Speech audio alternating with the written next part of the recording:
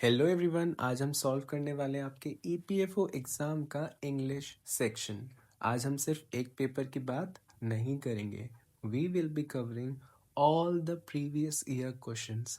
इनको सॉल्व करते हुए मैं आपको वो टिप्स एंड ट्रिक्स बताऊंगा जिससे आपका ये सेक्शन फटाफट सॉल्व हो जाए एंड आप अपने बाकी सेक्शंस पे फोकस कर पाओ। जस्ट मेक श्योर आप ध्यान से ये वीडियो कवर करेंगे। यहाँ पर बहुत सारे वैरायटी के क्वेश्चंस हैं जिससे आपको पता चलेगा कि कितना कुछ आ सकता है, क्या पॉसिबिलिटीज हो सकती हैं क्वेश्चन बनाने की। Okay, so let's start. Now we have question number 1।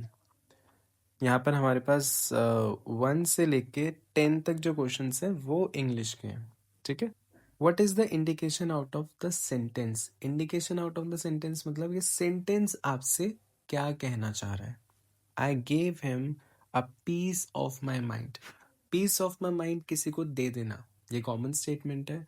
मतलब अपना जो नॉर्मलनेस था, आप जो एकदम काम थे वो किसी को दे दिया, आप गुस्सा हो गए, ठीक है, आपकी शांति चली गई। इसका मतलब एप्रिसिएशन नो, वार्निंग भी नहीं है, ग्रीट भी नहीं कर रहे आप। आंसर इज स्कोल्डिंग, किसी को डांटना, किसी पे अपना गुस्सा दिखाना, ठीक है। Now we have question number 2। What is the meaning of the expression blue blood? देखो, ब्लू ब्लड ये कोई एनिमल की बात नहीं हो रही, blue blood animal, okay. Polluted industrial waste water? No. Sap of teak wood? No. A costly object? No. Usually blue blood का मतलब होता है कि जो लीनियज चलती है ना, पूरी जो जनरेशन्स चलती हैं वेल्दी लोगों की, ठीक है, जिनका सोसाइटी में थोड़ा इम्पोर्टेंस रहता है, तो उनको ब्लू ब्लड कहते हैं, ठीक है। So answer is aristocrat. ये सोशल साइंस का टर्म है, हम सब ने पढ़ा है। Now we have question number 3। He was hoisted by his own petard. Petard का मतलब होता है बॉम्ब। मतलब उसने जो बॉम्ब लगाया था उसको ही अपने बॉम्ब का रिजल्ट देखना पड़ा, ठीक है। उसने किसी और के लिए बॉम्ब लगाया था बट रिजल्ट उसको ही देखना पड़ा। हॉइस्ट, ठीक है। He was indifferent to his surroundings? No. He would usually run away from trouble? नहीं। He was high up on the pole? अब आप यहाँ पर हॉइस्ट वर्ड सुन के आपको लगेगा फ्लैग की बात हो रही है, फिर आप पोल पे चले जाओगे, नहीं, ठीक है। हमें इस फ्रेज के लिटरल मीनिंग पे नहीं जाना, बट इसके जो एक होते हैं ना मीनिंग बिहाइंड, उस पे फोकस करना है, इसका इंटेंट क्या है सेंटेंस का। He had problems as a result of his own plans to hurt others. किसी और को हर्ट करना चाह रहा था बट खुद को ही प्रॉब्लम्स में जाना पड़ा। This is the answer. Now we have question number 4। What is a ballad? Ballad मतलब होता है किसी कहानी को सुनाना, ठीक है, थोड़ा म्यूजिकल वे में।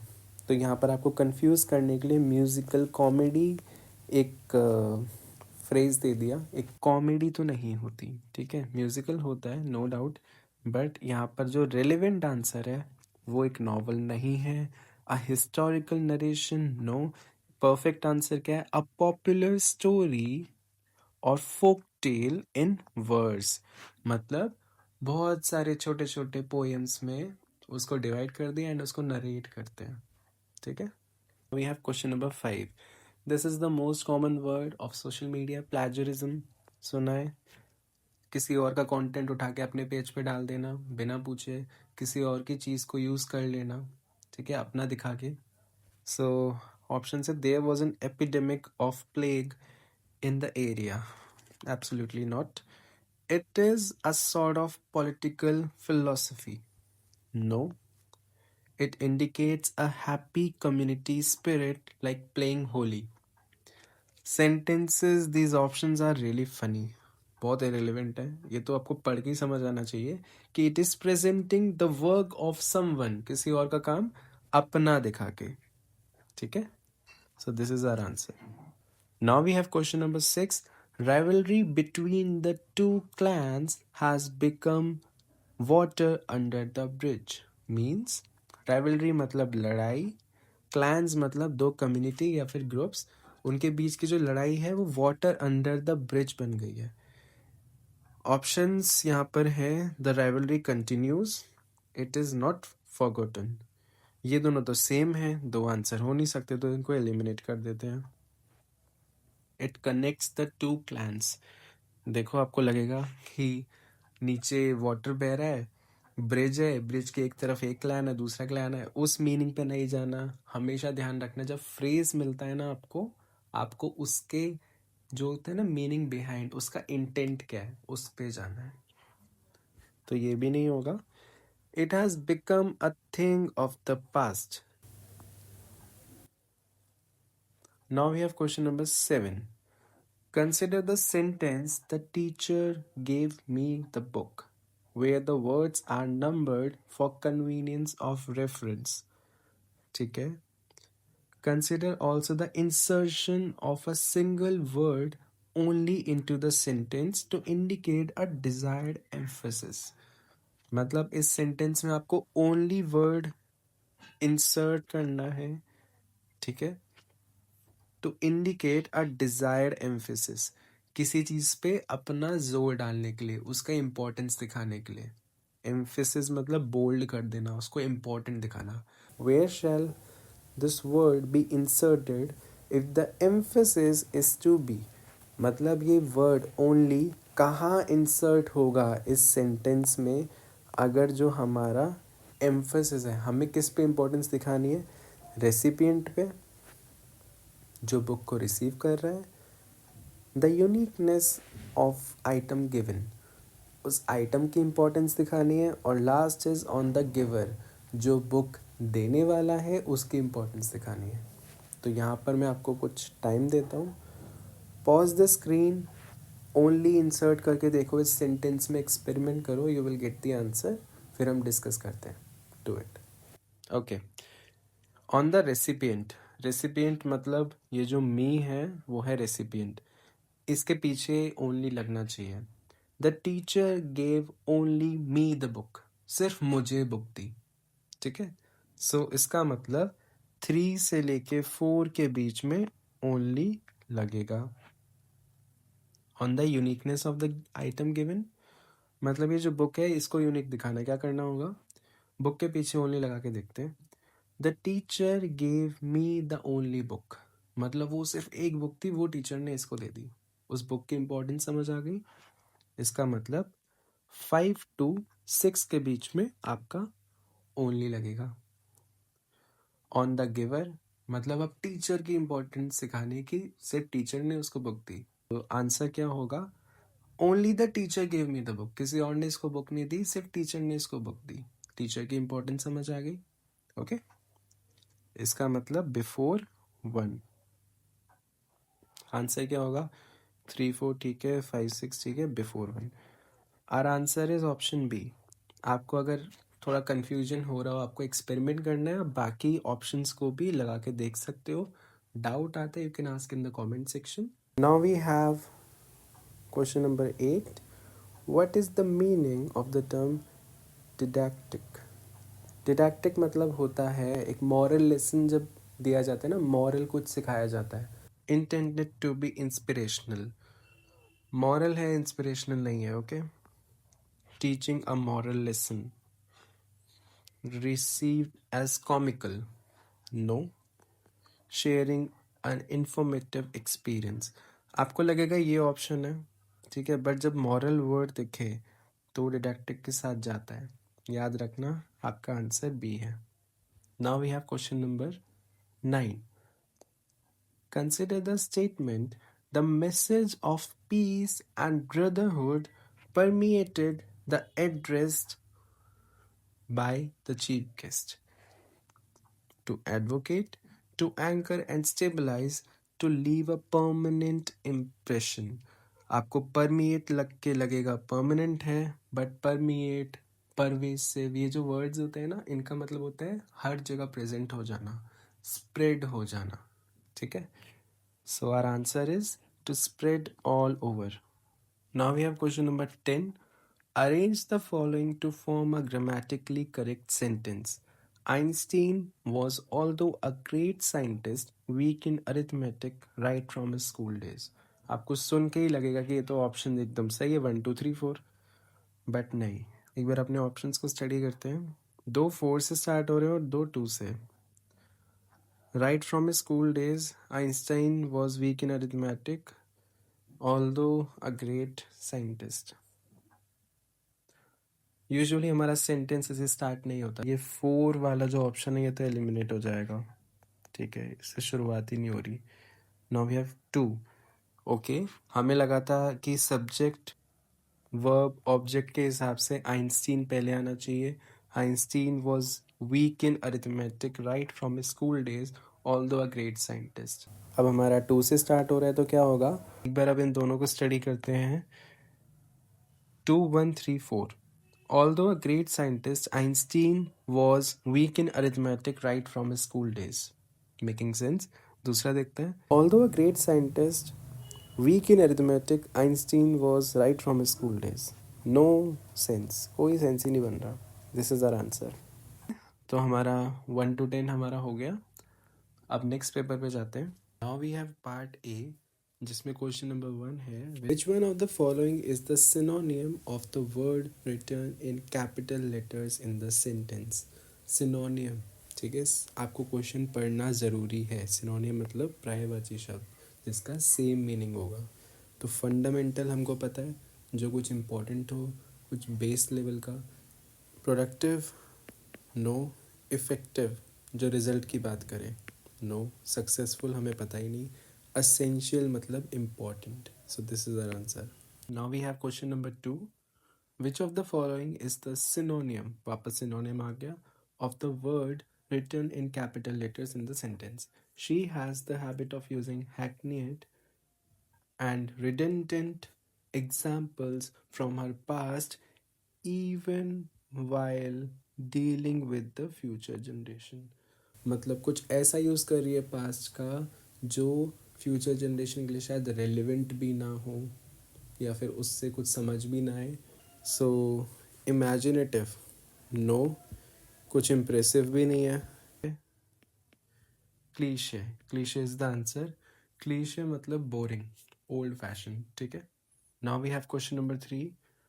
Which one of the following is the synonym of the word written in capital letters in the sentence? She is an immaculate soul whose presence makes all the difference. मतलब एक ऐसी soul जिसकी presence से सब कुछ बदल जाए।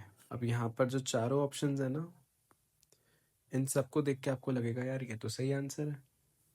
Extraordinary भी हो सकता है, एक्साइटेड भी हो सकता है, अनपैरेलल्ड भी हो सकता है, बट कुछ वर्ड्स की मीनिंग हमें पता होनी चाहिए। इमैक्युलेट मतलब जिसमें कोई कमी ना हो, ठीक है। So the answer is spotless. Now we have question number 4। Which one of the following is the antonym, ठीक है। मैं आपसे रिक्वेस्ट करूंगा प्लीज रीड योर क्वेश्चन, क्योंकि आपके ऑप्शंस में कंफ्यूज करने के लिए सिनोनियम भी गिवन हो सकते हैं, एंटोनियम भी गिवन हो सकते हैं। तो आपको वो आंसर करना है जो क्वेश्चन में पूछा गया है। There is a great deal of enmity, enemy, enmity, लड़ाई, राइवल, ये सब दुश्मनी की बात हो रही है, ठीक है। सो आपके ऑप्शन है डिस्प्यूट, लड़ाई झगड़ा होता है, ये तो सिनोनियम हो गया ना, ये आंसर नहीं है। Hostility, no. अब ये दो बचे। एमिटी मतलब होता है दोस्ती, कोऑपरेशन मतलब होता है साथ मिलके काम करना। दुश्मनी का उल्टा साथ मिलके काम करना नहीं होता, ठीक है। So this is our, like ये आंसर नहीं होगा, हमारा आंसर होगा एमिटी, ठीक है, मतलब फ्रेंडशिप मेंटेन करना। Now we have question number 5। Which one of the following is the antonym of the word written in capital letters in the sentence? She was reluctant to sell her car. अभी redundant पढ़ा हमने ऊपर, ठीक है, यहाँ redundant था, अब reluctant। तो ये कुछ words होते हैं सेम साउंड करेंगे, बट प्लीज मेक श्योर उनका मीनिंग सेम नहीं होता। रिलक्टेंट मतलब एक होता है ना, मन नहीं करता किसी चीज़ को करने का, एक थोड़ा रिफ्यूज़ल रहता है मन में कि मुझे ये नहीं करना, थोड़ा दूरी बनाए रखना किसी चीज़ से। अनविलिंग, अनविलिंग मतलब रिलक्टेंट होता है, तो सिनोनियम तो नहीं होगा। एंशियस अलग चीज़ है, हैप्पी अलग चीज़ है। ईगर, ईगर मतलब मन होना। Now we have question number 6. Which one of the following is the antonym of the word written in capital letters in the sentence? I cannot comply with the queer regulations of your land. Queer मतलब होता है unusual, मतलब एक normal से थोड़ा अलग। Strange, इसका तो मीनिंग यही हो गया, ये नहीं होगा। Nimble, no. एवरीडे या कस्टमरी, अब देखो जैसे यहाँ पर हमें लगा था ना कि दो मीनिंग हो सकते हैं, इस वाले पार्ट में दो आंसर हो सकते हैं, तो सबसे ज़्यादा रिलेवेंट हमें देखना है। एवरीडे मतलब जो चीज़ें हम रूटीन में कर रहे हैं, ठीक है, यहाँ टास्क की बात हो रही है। और कस्टमरी मतलब जो चीज़ें चली आ रही हैं, हमारा जो आंसर है वो होगा customary. Now we have question number 7. Which one of the following parts of the sentence, as you know, the ignorant are easily duped, has an error? मतलब इस पूरे सेंटेंस में से किस पार्ट में हमारी गलती है? यहाँ पर बोलने में तो सही लग रहा है पूरा सेंटेंस, बट आपको बताऊं, एज यू नो, जैसा कि आपको पता है, उसके साथ दैट नहीं लगता, या तो कॉमा लगता है या फिर ऐसे ही छोड़ दो, कॉमा लगा दो बेटर है। एज यू नो का मतलब भी दैट होता है। ये हमारा आंसर होगा, this is error. Which one of the following parts of the sentence, same question है, after a lot of argument I brought him forward to my point of view. Brought him forward, bringing something forward मतलब होता है किसी चीज़ को introduce करना। हम argument जब करते हैं किसी से तो कोई चीज़ इंट्रोड्यूस थोड़ी ना करते हैं, हम तो बस उसको कोशिश करते हैं कि वो हमारी बात मान ले। ये मिस्टेक है, forward. I brought him to my point of view हो सकता है, I brought him around my point of view हो सकता है, ठीक है। फॉरवर्ड यहाँ पर एक एक्स्ट्रा वर्ड है या फिर गलत वर्ड है। This is our answer. Now we have question number 9. Which of the following parts of the sentence, वही मिस्टेक वाला क्वेश्चन है।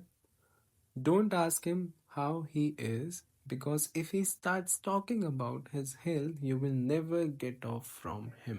Get off from him, देखो गेट ऑफ मतलब होता है अपने किसी टास्क को कंप्लीट करके उठ जाना। You will never get away from him होगा, मतलब आप उससे पीछा नहीं छुड़ा पाओगे। गेट ऑफ मतलब अपना टास्क कर लिया, कोई जॉब कर ली, फिर वहाँ से उठ गए। So our answer is option number C. Now we have question number 10. The following words can be used as a substitute for the phrase. मतलब एक पूरा सेंटेंस है, वो कहते हैं ना अनेक शब्दों के लिए एक शब्द, पूरे सेंटेंस को एक्सप्लेन कर देगा एक शब्द। A nursery where children of working parents are cared for while their parents are at work. ये बहुत कॉमन चीज़ है, हम अपने बच्चों को क्रेच में छोड़ देते हैं। So our answer is creche. Question number 11. Which one of the following words can be used as a substitute? वही है, that which cannot be taken by force. ऐसा कुछ जो फोर्स से ना हटाया जा सके। इम्पॉसिबल है, नहीं। इम्प्रॉबेबल, जिसका पता ना लग पाए, नो। इम्पेकेबल, इम्पेकेबल का मतलब क्या होता है, जिसमें कोई मिस्टेक ना हो, ऐसा तो नहीं है। जिस चीज को हटाया ना जा सके वो है impregnable. Now we have question number 12. Which one of the following is the appropriate question tag in the sentence? Take a seat. ये सेंटेंस किस टाइप का है? आप किसी को एडवाइस कर रहे हो, किसी को बता रहे हो ना, कोई कमांड दे रहे हो, टेक अ सीट, उसके साथ आपका प्रेजेंट में आएगा, ठीक है, जो भी होगा वो प्रेजेंट वाला होना चाहिए। शैल यू तो नो, वुड यू पास्ट है, no.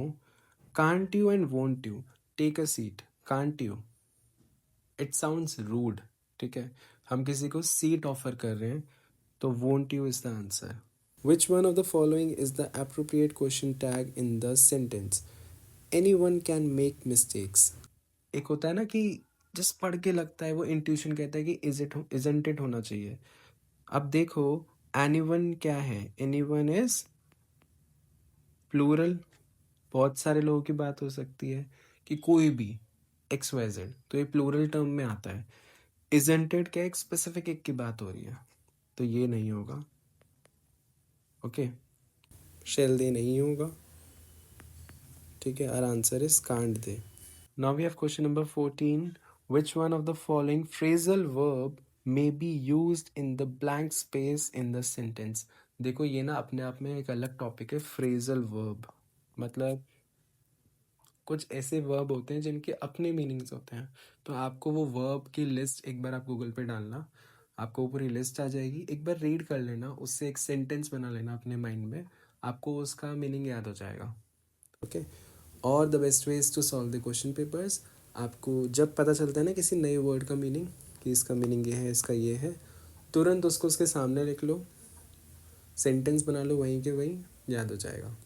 He is fond of art and seems suited to be an artist.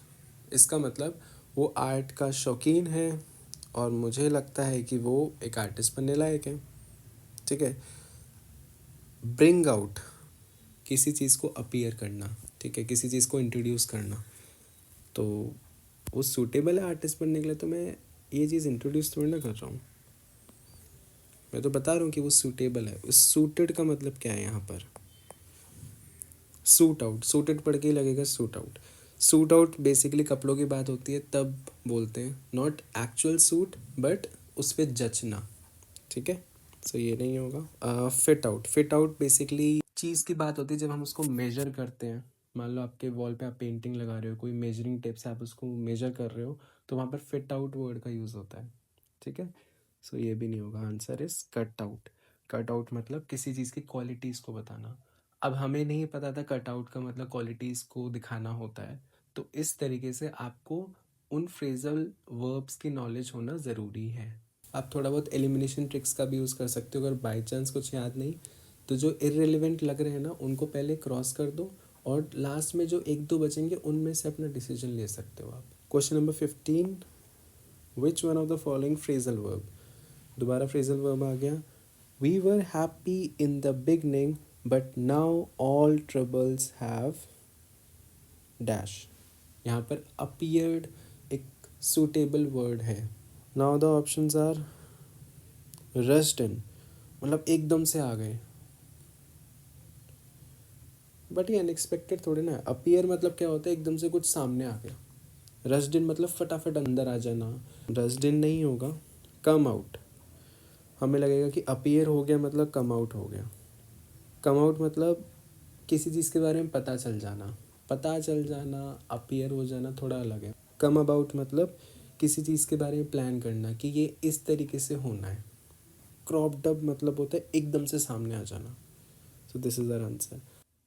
Now we have question number 16, which one of the following phrasal verb, दोबारा, no one knows how it all happened, ठीक है। ये सब कैसे हुआ, तो happened के लिए हमें कोई सूटेबल फ्रेजल वर्ब ढूंढना है इस ऑप्शन में से। केम फॉरवर्ड मतलब होता है जब कोई आप हेल्प करे या वॉलेंटियर करे किसी चीज़ के लिए, पार्टिसिपेट करे, तो ये नहीं होगा। केम इनटू, केम इनटू होता है किसी चीज़ की अवस्था बताने के लिए कि वो इस स्टेट में, इस कंडीशन में आ गया, तो ये नहीं होगा। केम अक्रॉस, केम अक्रॉस मतलब आपके सामने कोई चीज़ आती है, आप उसको एनकाउंटर करते हो। कोई चीज़ हैपन हो रही है तो वो एनकाउंटर थोड़ी ना, ऐसा थोड़ी ना आपके सामने कोई चल के आ रहा है, आपके सामने कोई चीज़ होते होते आ रही है। नो, हैपन मतलब एक अकरेंस है, वो एकदम से हो गया, तो ये भी नहीं होगा। Came about is our answer. देखो फ्रेजल वर्ड्स के मीनिंग को समझा पाना इज नॉट इजी, ठीक है, तो थोड़ा बहुत याद करना पड़ता है, थोड़ा बहुत कॉमन सेंस लगानी होती है। केम अबाउट मतलब ये कैसे हो गया। Now we have question number 17, which one of the following phrasal verb, दोबारा फ्रेजल वर्ब आ गया। I have to dash finish this work before I leave tomorrow morning, मतलब ये काम मुझे ख़त्म करना है जब मैं कल निकलूँगा उससे पहले। We have options, do away with, do away with मतलब होता है किसी चीज़ को रिमूव कर देना। आपके पास बहुत सारा सामान था, आपने उसको रिमूव कर दिया अपनी जगह से, तो वहाँ पर डू अवे विद होता है, ये आंसर नहीं है। Next is clean up, clean up मतलब किसी जगह को साफ सुथरा कर देना, नीट एंड टाइडी, ये भी नहीं है। अब दो ऑप्शंस बचे, clear up and finish up. ये एक जैसे लगेंगे बट दोनों के मीनिंग अलग है, बता दो पहले। फिनिश अप मतलब आपको टास्क दिया गया, बहुत सारे काम थे, आपने उसको अपने हिसाब से उसको फिनिश कर लिया। मान लो बोल दिया कि आपको ये ए से लेके बी से लेके सी पे जाना है, तो आप जब बी पे जाओगे वो फिनिश हो गया, फिर आप सी पे जाओगे, तो एक रूटीन टास्क की बात होती है, एक सीरीज की बात होती है। क्लियर अप मतलब होता है जब हमारे अंदर एक एक्सप्रेशन होता है ना कि ये मैं खत्म कर दूं, इसको मैं सॉल्व कर लूं, इसके बाद मैं कुछ करूंगा, तो वो क्लियर अप वाला इमोशन है। So this is our answer. We have question number 19. Which of the following can be used as a substitute for words? ठीक है, written in capital letters. There is no meaning to cry over the spilt milk since the matter is over. अगर बात खत्म हो गई है तो अब जो हुआ है उस पर रोने की जरूरत नहीं है। अब ये है इंटेंट। अब कोई सच में सोचेगा यार यहाँ पर मिल्क की बात हो रही है, नो, आपको उसका जो मीनिंग बिहाइंड है वो समझना है, ठीक है। No use of asking for, no. Cry over है तो सेलिब्रेशन की तो बात ही नहीं होगी। No use of spilling now, जैसा मैंने कहा था ये आंसर नहीं होगा। No use of worrying about, मतलब अब जो हो गया है सो हो गया, अब रोने की जरूरत नहीं है, तो ये आंसर है। Oh we missed 18। तो 18 है, which one of the following prepositions may be used in the blank space in the sentence he lived a hand। यार ये तो बहुत ही कॉमन, ठीक है, हमारा फ्रेज है हैंड टू माउथ सिचुएशन में रहना। ये बिजनेसेस में यूज़ होता है जब आपके पास फंड्स नहीं होते या फिर पैसों की कमी होती है, या आप अपना घर चला रहे हो, पैसों की कमी है, तो हैंड टू माउथ वाली सिचुएशन होती है, ठीक है। This is our answer. कोई सोचेगा कि हम वो कार्टून्स में देखते हैं ना कि कोई टेंशन में होता है तो अपने माउथ के अंदर अपना हैंड रखता है, तो वो सोचेगा hand in mouth, no, but ये फ्रेज है, आपको याद रखना है, hand to mouth. Okay okay, now we have question number 20, उसके बाद नेक्स्ट पेपर पे जाएंगे। Which one of the following can be use as a substitute, वही पहले वाला question like 19। Serving, serving the sufferers is true human service, मतलब कोई अगर परेशान है, कोई सफ़र कर रहा है, उसकी हेल्प करना कैसा है, एक रिस्की जॉब है, नो, अम्यूजिंग जॉब है, कैन बी बट ठीक है, ये नहीं होगा। अनवांटेड जॉब, वो सर्व कर रहा है ना ऑलरेडी, हेल्प कर रहा है, एक्सीलेंट वर्क है। This is our answer. तो हमारा क्वेश्चन पेपर नंबर 2 सॉल्व हो गया। इसमें सिनोनियम्स सिंटोनियम्स की बात हुई थी and phrasal verb were very highlighted, ठीक है। तो आप इन सब चीज़ों से थोड़ा फेमिलियर हो जाओ, आपको अगर पता चल रहा है आपको नहीं आता, you still have time, prepare yourself, ज़्यादा टाइम नहीं लगता, इतना मुश्किल नहीं है। Now let's move to next paper. So let's start with our part A, जो कि है स्पॉटिंग एरर्स। हमें सेंटेंस दे दिए जाएंगे, उसमें से हमें गलतियां निकालनी है, ठीक है। एग्जाम्पल के लिए इन्होंने यहाँ पर 2 सेंटेंस दे दिए हैं, okay. You can see the explanation कैसे दी गई है। Now question number 1, choose only such friends that you can trust, no error. So such जो होता है ना, सच एग्जाम्पल देने के लिए यूज होता है, और सच एज होता है, ठीक है। तो यहाँ पर अगर एज लिखा होता तो ठीक होता। So this is the incorrect one. Question number 2, while he was digging sand, a large mass fell and buried him completely। ये ठीक है, इसमें कोई एरर नहीं है, ठीक है, ये भी हो गया। Now 3, the book is well printed and attractively bound, making altogether an attractive volume। अब पढ़ने में तो सही लगता है कि चलो सही है, लेकिन यहाँ पर पहले तो एक्सप्लेन किया कि बुक कैसी है, ठीक है। Making all together doesn't make any sense. हमें बताना है कि बुक इस हिसाब से बाउंड हुई है, उसकी बाइंडिंग इस हिसाब से हुई है कि वो ऐसी लग रही है, तो 10 मेकिंग, ठीक है, इसलिए वो ऐसी लग रही है। ठीक है, तो यहाँ पर अगर 10 मेकिंग होता या फिर देयर फोर मेकिंग होता तो ठीक होता। So this is our option जो कि जिसमें मिस्टेक है। Now we have question number 4। A little younger to myself we both were devoted to cricket and boating. So दो लोगों की बात हो रही है और ये devoted to cricket and boating is okay, इसमें कोई गलती नहीं है। अ लिटिल यंगर, इसमें भी कोई गलती नहीं है। A little younger to myself, जब हम कंपेयर करते हैं तो वहां पर देन यूज होता है और टू माई सेल्फ की जगह than I. A little younger than I we both were devoted to cricket and boating. So this is our answer. He had no sooner arrived than he was asked to leave again। मतलब वो आया ही था, उसको आए हुए इतना time भी नहीं हुआ था कि उसको वापस जाना पड़ा, उसको बोला गया तुम वापस जाओ। तो he had no sooner arrived, इसमें क्या होगा, ये पहले आएगा। No sooner he had arrived than he was asked to leave again। Okay, so this is our answer। No sooner पहले आ जाएगा, फिर ये कंप्लीट सेंटेंस बनेगा। Select the most suitable word from A, B, C and D given below in each sentence। ठीक है, The Rajputs always fought dash the last man। Up to या फिर till होगा। राजपूत हमेशा आखिरी इंसान जो बचा था वो भी लड़ा उनकी तरफ से। ठीक है, up to the last man और टिल द लास्ट मैन। ठीक है, up to is not right here, fought up to the last man, till is more correct, आखिरी इंसान तक। Now we have question number 7। I have been surfing internet blank the last 2 hours। देखो, जब हम duration की बात करते हैं ना, फॉर यूज होता है ड्यूरेशन के लिए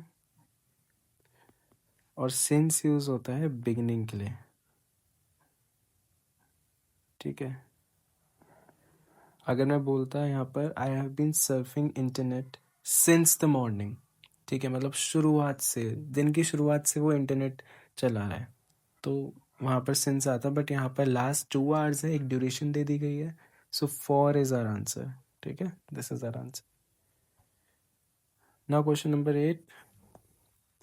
You should be considerate blank your employees and I assure you of your success in every walk of life। Considerate towards या फिर टू यूज होता है। ठीक है, यहाँ पर उन्होंने जिसका भी क्वेश्चन पेपर था ये, उसने अपॉन कर रखा है, अपॉन नहीं होगा, ऑन भी नहीं होगा, फॉर भी नहीं होगा, टू, कंसिडरेट टू, उनकी तरफ। ठीक है, एक थैंकफुल जब जेस्चर दिखाते हैं ना, कंसिडरेट टू।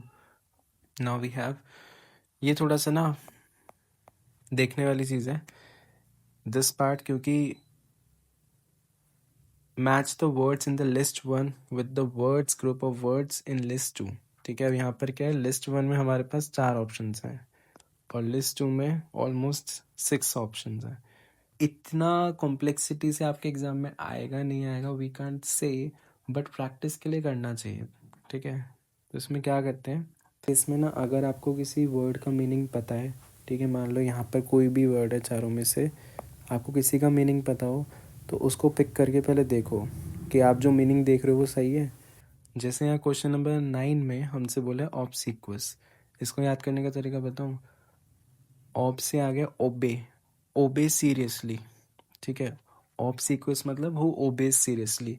यहाँ पर कुछ दिख रहा है, टू विलिंग टू ओबे, तो मतलब ए का थर्ड सही है। तो यहाँ पर हमारे पास या तो ये होगा या फिर ये होगा। अब इन दोनों में से देखते हैं बी का 4 कैसा होगा, ऑब्स्ट्रीपेरस, नॉइजी एंड अनरूली। ऑब्स्ट्रीपेरस को कैसे याद करेंगे, हु कॉजेज ऑब्स्ट्रक्शन। ठीक है, टेम्पर हाई कर देता है, ऑब्स्ट्रीपेरस। ठीक है, I know it is not easy but this is the only way. फिर देख लेते हैं एक बार इनवेटरेट। वेटरन क्या होता है? जो बहुत पहले से इस्टेब्लिश हो रखा है, बहुत लंबे टाइम से। तो इनवेटरेट मतलब कोई बहुत पुरानी चीज़। तो यहाँ पर कुछ दिख रहा है, डीप रूटेड। तो हमारा ए का हो गया 3, सी का हो गया 5। ए का 3, सी का 5। I think this is the answer. एक बार डी को भी देख लेते हैं। इम्पेक्यूनियस। इम्पेक्यूनियस मतलब पिकिंग कॉइन्स।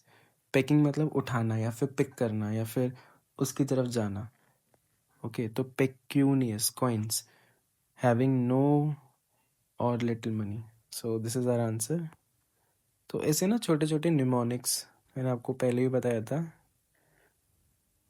न्यूमोनिक्स बना लो। अगर कोई वर्ड याद नहीं हो रहा उसके बाद आपको कोई दिक्कत नहीं होगी। Now we have 10। सो यहाँ पर है कैडावेरस।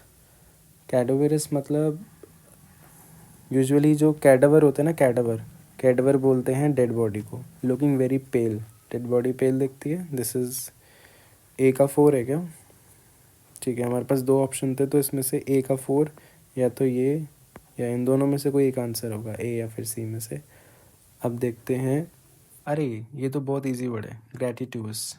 ग्रैटिट्यूड दिखाना, ठीक है, किसी को कुछ दे देना आउट ऑफ ग्रैटिट्यूड। ठीक है, कोई इंसान ऐसा है।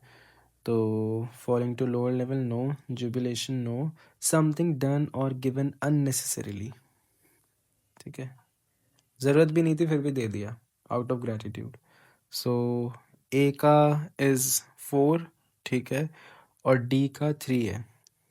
इसमें से D3 आ रहा है, ये रहा। एक बार बी और सी को भी देख लेते हैं। प्रोडिगल। प्रोडिगल मतलब हु डिग्स मनी। ठीक है, बहुत ज़्यादा खर्चा करता है, prodigal. A prodigal person is someone जो बहुत ज़्यादा खर्चा करता है, एक्स्ट्रा वेगेंट है। Okay, who celebrates life a lot, खर्चा करके। डिकेडेंस।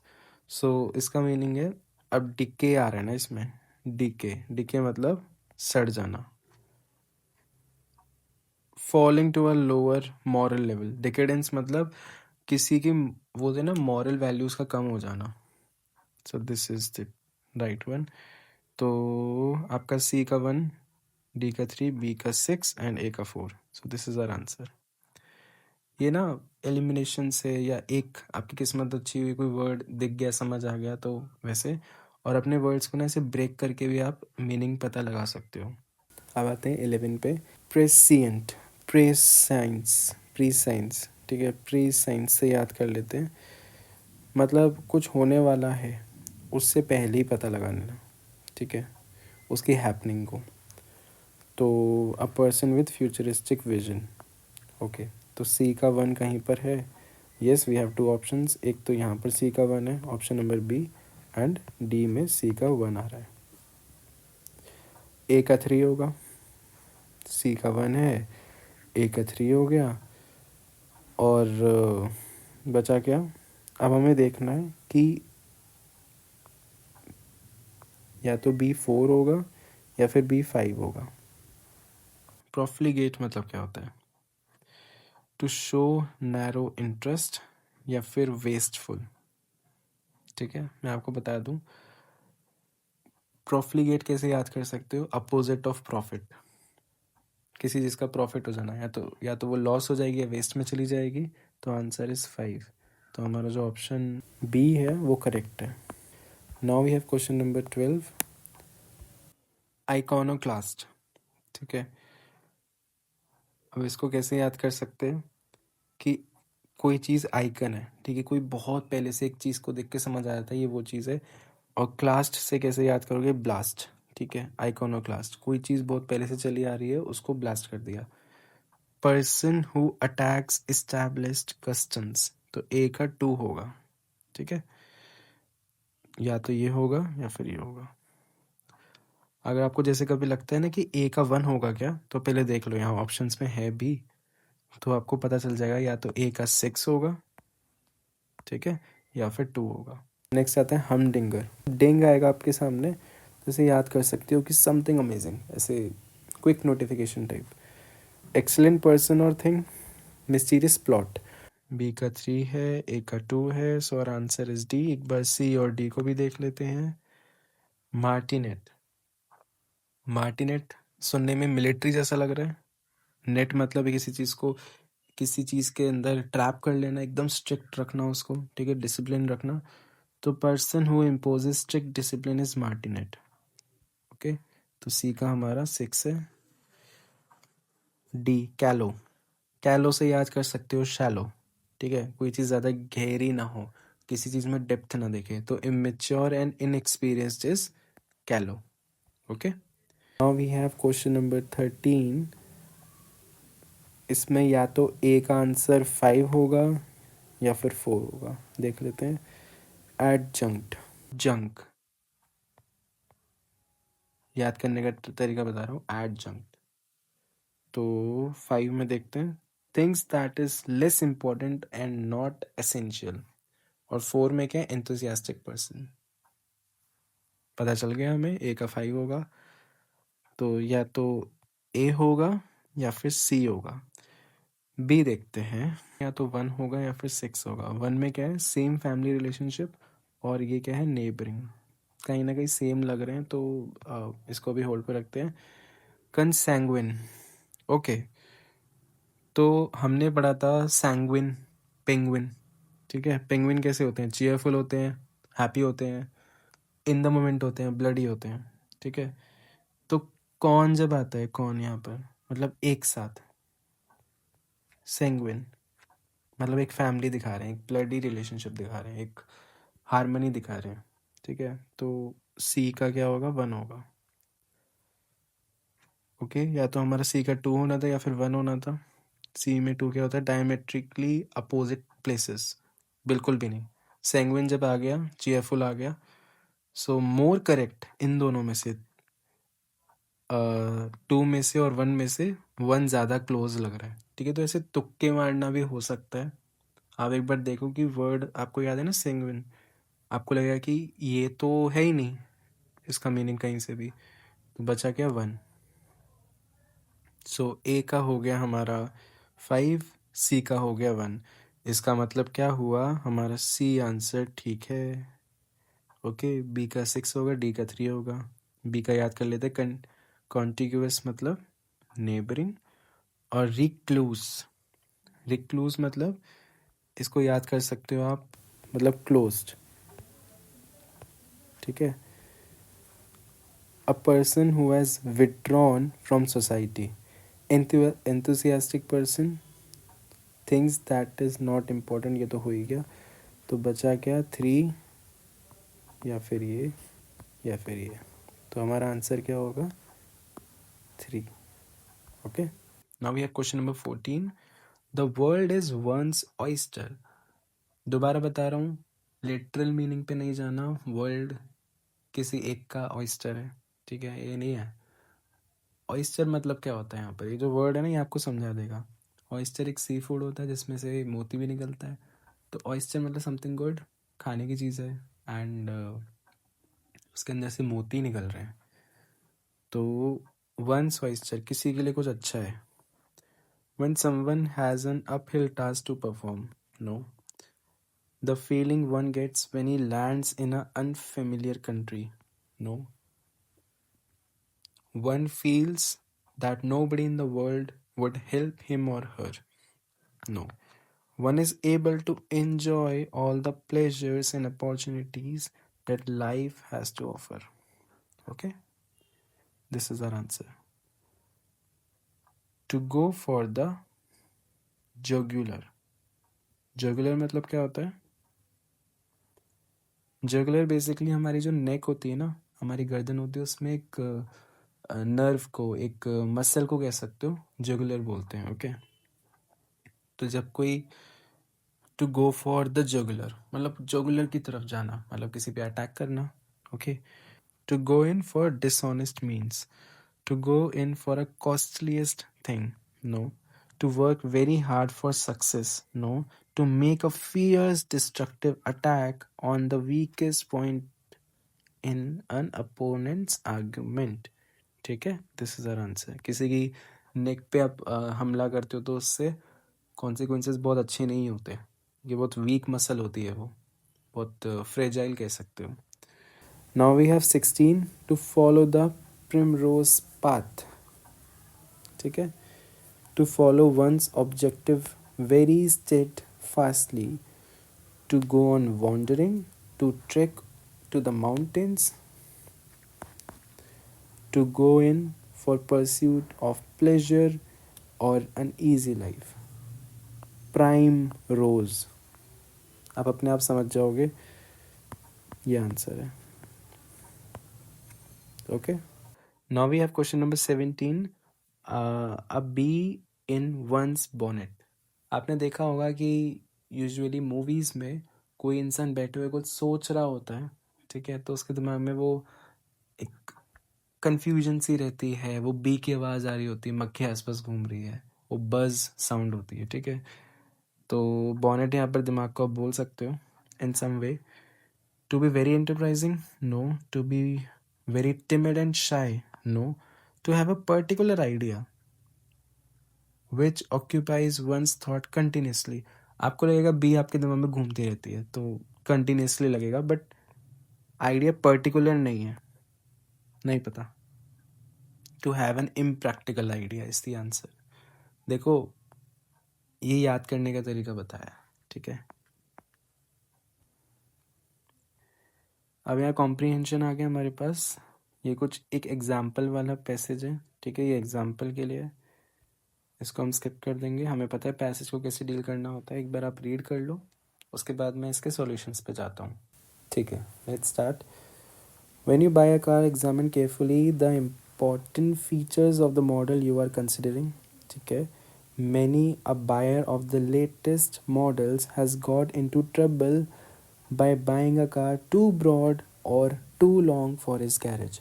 आपको याद नहीं करना पैसेज को, ठीक है, बस एक रफ आइडिया होना चाहिए किसके बारे में बात हो रही है, क्या बात हो रही है. Okay. Furthermore, a long car is much harder to maneuver on a in traffic and much more difficult to park. Another feature is the comfort afforded. Are the seats nice and durable upholstered? अगर आपको कुछ words का meaning नहीं पता passage में, तो इतना परेशान मत होना, एक रफ आइडिया होना चाहिए. Are the seats nice and durably, समझ आ गया इतने सही. Is there enough glass area to give the driver a good view of in all direction, particularly to the rear. It should be remembered that the heavier and more powerful car is, the more expensive it will be to operate. Higher power motors require expensive high octane petrol. Okay. The greater weight means greater tire wear and enlarged brakes. The old cliche मतलब होता है old fashion, old तरीका, is still true. It is not the initial cost but the upkeep which matters. ठीक है, upkeep मतलब maintenance. Question number 19. According to the passage, the two factors that the buyer of the new car should keep in mind are, दोबारा चाहते हैं, by buying a car too broad or too long for his garage, मतलब size का issue. Furthermore, a long car. Okay. Another feature is the comfort afforded. ठीक है, तो हमारा answer मिल गया. Its size and the comfort it offers. Now we have question number 20. The size of the car should be in accordance with. Size किसके according होना चाहिए? पहली बात तो गैरेज की बात करी गई है. A long car is hard to maneuver in traffic and much more difficult to park. Options देख लेते हैं. The money one can afford to pay, no. The volume of traffic on the roads, रखते हैं इसको. Width of the road. The size of the garage. Main factor तो यही था, शुरुआती फैक्टर, ठीक है. Now we have question number 21. The writer favors a car with wide glass area so that driver can. Wide glass की बात करी गई है. Is there enough glass area to give driver a good view in all directions, particularly to the rear? Enjoy the scene outside while driving? No. Roll down the glass panes to get enough fresh air? No. हमें passage के हिसाब से चलना है, अपना logic यहाँ पर नहीं लगाना. आई नो बहुत सारे यहाँ ओपिनियंस आ सकते हैं, बट ये है आपको देख के चलना है जिस चीज़ को, ठीक है, रेफरेंस के लिए.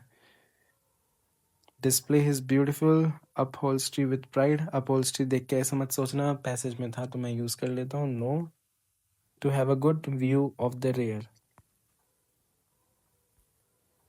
It is very expensive to maintain a large car because high-powered motors require expensive octane petrol. The greater the weight means greater tire wear and enlarged brakes.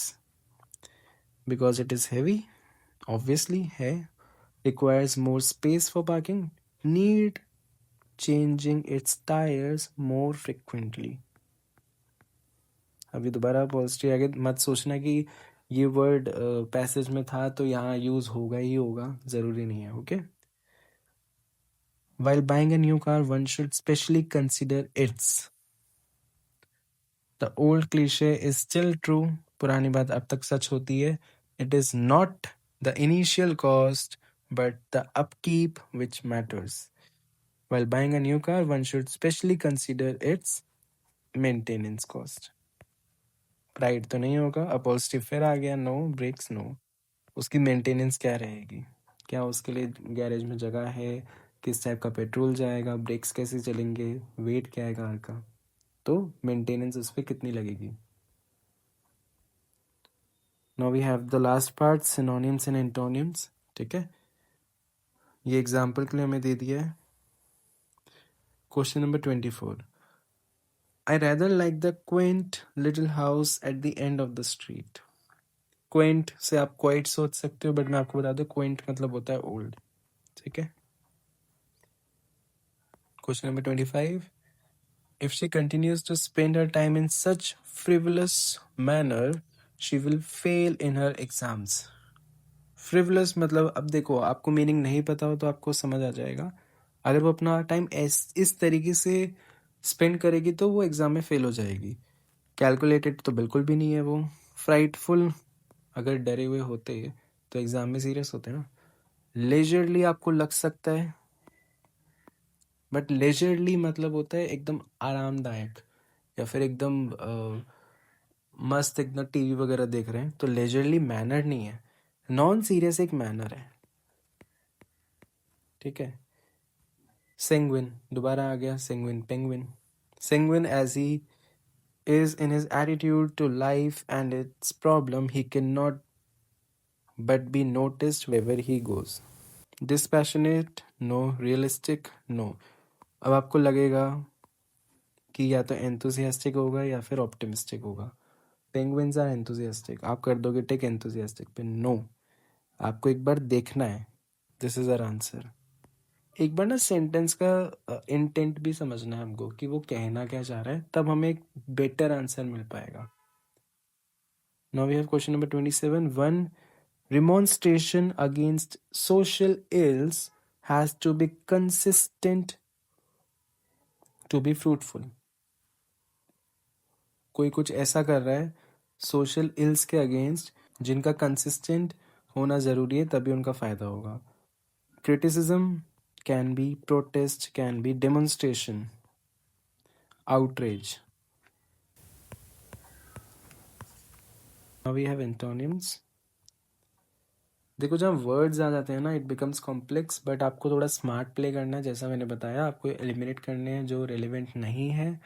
More over you should break the words, you should learn कि बस sentence पढ़ के भी उसका meaning समझना है, sentence कहना क्या चाह रहा है. आपको वहीं ऑप्शंस मिल जाएंगे. देखते हैं. The advice rendered to him sounded to be quite sagacious. ठीक है. सेगेशियस का अपोजिट देखना है. जो इसको एडवाइस दी गई, इसका आंसर ना स्टूपिड है. ठीक है. सेगेशियस मतलब होता है मीनिंगफुल, बहुत अच्छी, बहुत जिससे कुछ फ़ायदा हो सके.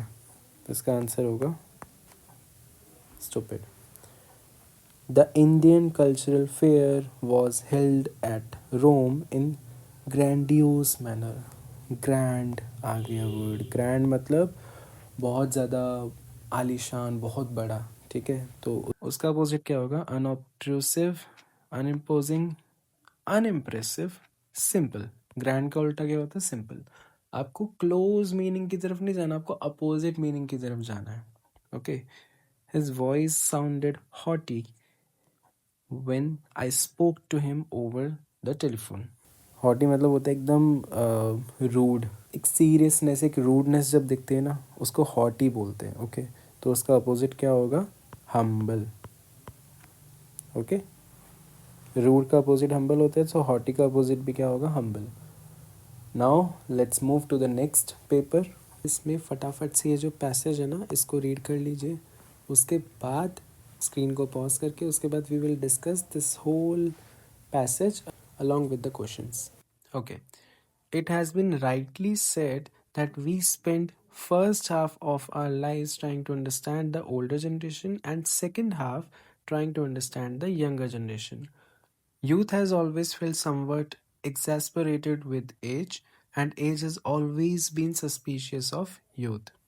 With their natural ebullience and impatience, a majority of young people are keen to act and learn on their own rather than be guided by the experience of their elders.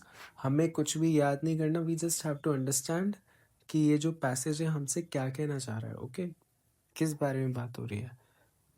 The older people, being more at home with words rather than with actions, often make noises about the problem of youth. In every generation, old men are found shaking their hoary heads and waxing nostalgic about good old days when young people knew better and showed due to reverence to age and tradition. Now we have question number 76. हमें समझ आ गया जो passage है हमसे old age new age के बारे में बात कर रहे हैं, थॉट्स में क्या डिफरेंस है. एक जो जब हम यंग से ओल्ड की तरफ जाते हैं तो वो जर्नी कैसी होती है, उस सब के बारे में बात करी गई है. क्वेश्चन नंबर 76 की बात करते हैं. What according to you is the theme and idea of the passage? Generation gap, problem of the youth, optimism of older generation and none of the above. Okay. पूरा पैसेज पढ़ के ये समझ आया कि ज़्यादा बात यंग पीपल के बारे में करी गई है. Now we have question number 77. The older generation is suspicious about the younger generation as youngsters lack. मतलब यंगस्टर्स पे किस चीज़ की कमी होती है. जब आपको कुछ ना समझ आए, just go to the passage. Natural ebullience and impatience. देखते हैं if we have this. Okay, patience आ गया, पेशेंस की कमी रहती है. The author seems to be supportive of the idea that people of older generation are men of words rather than action. The younger generation today is much misunderstood and maligned than it deserves. Okay. So author ने अपना जो point of view है वो ज़्यादा इस चीज़ पे दिखाया है कि जो यंगर जनरेशन है उसको थोड़ा मिसअंडरस्टूड भी किया जाता है कि somehow if their problems exist it's fine, but older generation पूरी तरीके से यंगर को नहीं समझ पाती है. And yet the world goes on. What is the tone of the author in this statement? Optimistic, pessimistic, cynical या critical? Critical नहीं है वो. Pessimistic मतलब he is not sad about it. Cynical मतलब अपने बारे में सोचना, स्वार्थी होना. Obviously not. Optimistic, he is quite positive about it that whatever the difference is older और younger generation की सोच में, yet the world goes on. Now we have this passage number 2. आप एक बार इसको रीड कर लीजिए फटाफट, फिर हम क्वेश्चंस पे आते हैं. Pause the screen. Who deserves more severe punishment? One who gives bribes or the one who takes them? The corrupt practice of bribery is possible because there is someone who is ready to pay money for illegal actions, okay, or decision in his favor. Otherwise, how can one demand a bribe? The bribe giver tempts others to be corrupt and thus demoralizes our national character. Okay, even Jesus Christ, fearing the power of temptation, had said, "Lead me not into temptation." A bribe giver is generally a moneyed and influential, while on the other hand, who demands bribe does so because of his poor circumstances and compulsion. Hence, the one who gives bribe should be awarded more severe punishment because he exploits the weakness of the poor. Okay, यहाँ एक conclusion आया है. Giving and taking bribes happen in more vicious circle which can continue only because of money. Naturally, therefore, it is affluent that grease this wheel of corruption, and should accordingly be dealt with firmly and suitably punished to put a stop to this nefarious practice.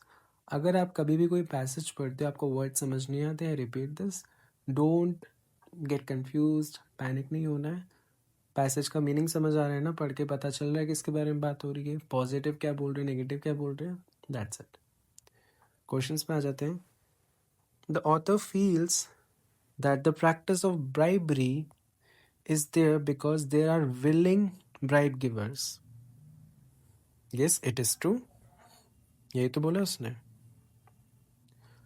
Who, according to the author, is more responsible among the following? The bribe taker, the bribe giver, witness या फिर general public. General public की कोई बात नहीं करी, witness की कोई बात नहीं करी, bribe taker के ये दोनों लोग responsible हैं. ओके बट इसमें से ज़्यादा रिस्पॉन्सिबल कौन है who is more influential and जिसके पास पैसा है this is the answer question number 82 who according to the author should be punished more severely यहाँ पर हमने देखा एक कंक्लूजन दिया था hence one who gives the bribe should be awarded a more severe punishment bribe देने वाले को the bribe giver. Okay. Question number 83 who according to the author is more corrupted?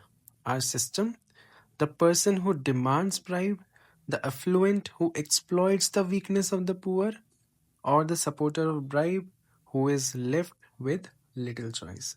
Corrupted कौन है जाके देखते हैं देखो आप अगर आपको लगता है ना किसी पॉइंट पे कि okay with common sense I can answer this please stop there and then आपको अगर कुछ कंफ्यूजन हो रहा है go back to the passage read those lines quickly and अपना डिसीजन आप ले लो therefore it is affluent that grease this wheel of corruption we have the answer C now we have question number 84 a judgment made before all facts are known must be called मतलब एक ऐसी judgement जिसमें facts पता लगने से पहले decision ले लिया जाए ठीक है before all facts are known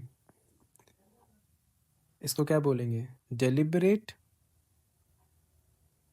no sensible no harsh judgement हमें नहीं पता कि वो जजमेंट का रिजल्ट क्या है वो हार्श है या फिर नहीं है we don't know premature मतलब मैच्योर होने से पहले सब फैक्ट्स पता लगने से पहले ही हम डिसीजन ले लें Now we have question number 85. Which of the following pairs of word expresses the same relationship as in elusive is to capture?